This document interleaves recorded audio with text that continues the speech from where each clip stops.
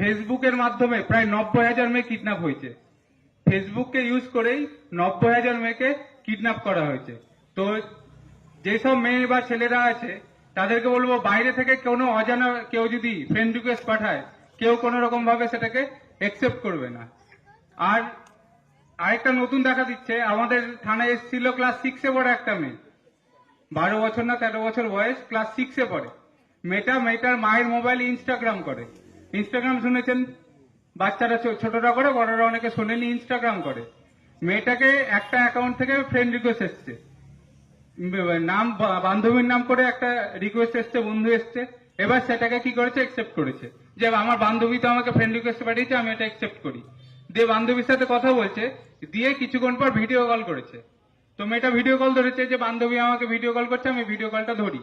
যখনই ভিডিও কলটা করেছে, আমি যদি ভিডিও কল ধরি, আমার এদিকে আমার মুখ,